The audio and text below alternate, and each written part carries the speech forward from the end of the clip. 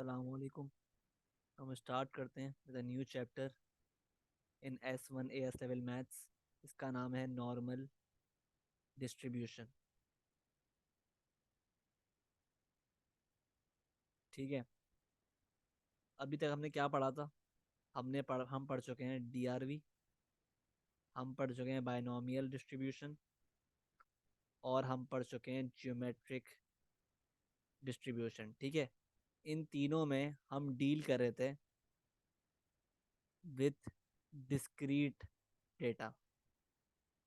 ठीक है, अब नॉर्मल डिस्ट्रीब्यूशन में हम स्टार्ट करेंगे डीलिंग विथ कंटिन्यूअस डेटा। तो अपने पास पॉइंट्स लिखो नॉर्मल डिस्ट्रीब्यूशन के। पहला पॉइंट है कि normal distribution is applied on continuous data. ठीक है, सेकंड पॉइंट है भाई कि normal distribution is applied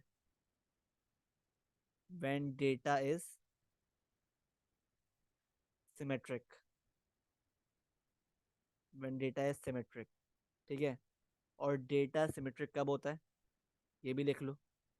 data symmetric होता है जब, हम पढ़ चुके हैं चैप्टर 1 में, कि जब Q3 माइनस Q2 बराबर होता है Q2 माइनस Q1 के। मतलब अपर क्वार्टाइल माइनस मीडियन बराबर होता है मीडियन माइनस लोअर क्वार्टाइल के। ठीक है, और डेटा कब होता है सिमेट्रिकल इसके अलावा? जब मीन बराबर होता है मोड, सॉरी मीडियन और मोड के। जब भी हमारे पास डेटा होता है सिमेट्रिकल। ठीक है, अच्छा, और तीसरी बात ये है कि हम जो है ना नॉर्मल डिस्ट्रीब्यूशन को शो करते हैं, रिप्रेजेंट करते हैं with the help of bell curve. ठीक है, मतलब ये हमारे पास है एक बेल कर्व। ठीक है, इस तरह बनता है, और ये एक्सेस है। ठीक है, तो ये बेल कर्व है ना। अब बेल कर्व का जो area under the bell curve होता है ना, area under the bell curve, ये होता है हमारे पास, ये शो करता है प्रोबेबिलिटी को। Area under the bell curve show करता है प्रोबेबिलिटी को। तो प्रोबेबिलिटी हमें पता है भाई कि probability will always be equal to, the total probability will always be equal to 1। तो जब भी हम बोलते हैं भाई द एरिया जो है ना अंडर द कर्व, वो पूरा मिला के ना इक्वल टू होगा 1 के। सही है, और अगर हम इसको बीच में से हाफ कर दें, इस डेटा को सिमेट्रिकल कर दें, तो इस तरफ 0.5 हो जाएगा और इस तरफ 0.5 हो जाएगा। क्लियर है? ठीक है, आई होप क्लियर है। और ये जो पॉइंट होता है ना डेटा में, जो हाईएस्ट पॉइंट होता है, ये होता है हमारा मीन। ठीक है, मीन।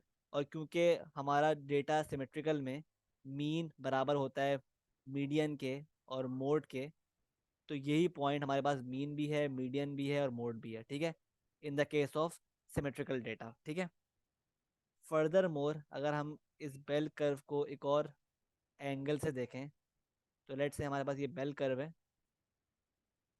ठीक है, तो अगर ये हमारे पास लेट्स से मीडियन है, यानी मीडियन मतलब ये है Q2। सही है, तो ये है हमारे पास Q3 यानी अपर क्वार्टाइल। ठीक है, और ये हो गया हिस्सा हमारे पास Q1 यानी लोअर क्वार्टाइल। ठीक है, और ये जो सारे एरियाज हैं ना, ये सब डिवाइड हो गए। ये हो गया 0.25, ये हो गया 0.25, और ये भी हो गया 0.25, और ये हो गया 0.25, और ये सब मिला के क्या बनते हैं? 1 बनते हैं। ठीक है, क्योंकि टोटल एरिया कितना है?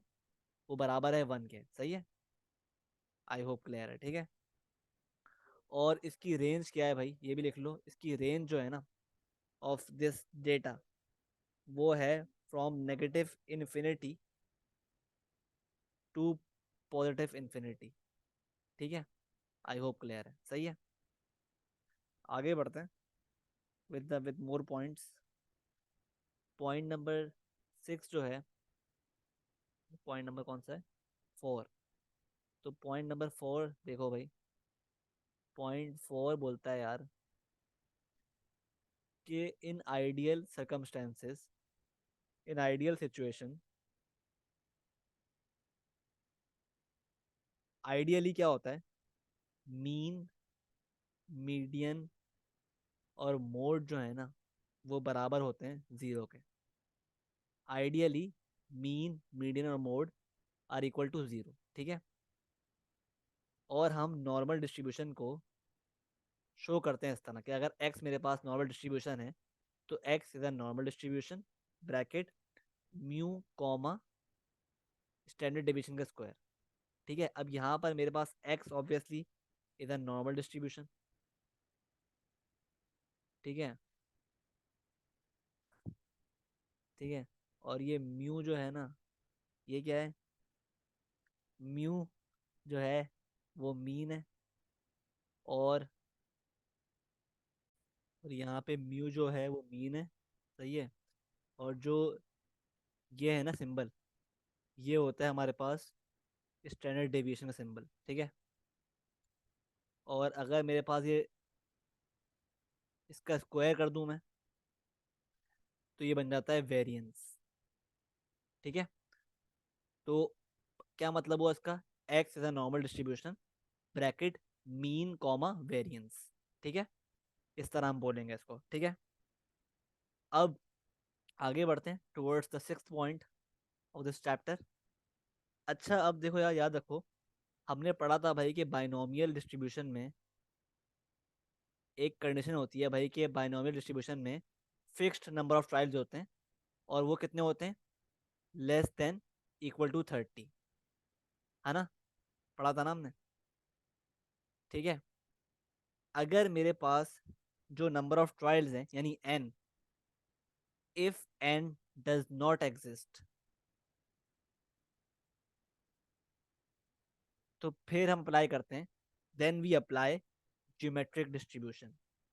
हम पढ़ चुके हैं, ठीक है। सिमिलरली अगर मेरे पास लेट से, मैं बोलता हूँ लेट से, क्या होता है ऐसा, अगर मेरे पास n 30 से बड़ा है, तो उस केस में हमें क्या करना पड़ेगा, उस केस में हमें बाइनोमियल डिस्ट्रीब्यूशन को कन्वर्ट करना पड़ेगा इनटू नॉर्मल डिस्ट्रीब्यूशन। और वो किस तरह करेंगे, हम अभी आगे पढ़ेंगे, सही है। तो आई होप यहाँ तक आपको सब कुछ क्लियर है कि क्या पॉइंट्स हैं। ठीक है, आई होप सब कुछ क्लियर है अभी तक। ठीक है, अच्छा अभी हम बात करते हैं, लेट से हमें ये क्लियर हो गया है कि हमें भाई क्वेश्चन में नॉर्मल डिस्ट्रीब्यूशन अप्लाई करना है। ठीक है, तो हम किस तरह प्रोबेबिलिटी फाइंड करते हैं नॉर्मल डिस्ट्रीब्यूशन में। तो पॉइंट लिखो कि once we it is decided that normal distribution is applicable, then to find the probability,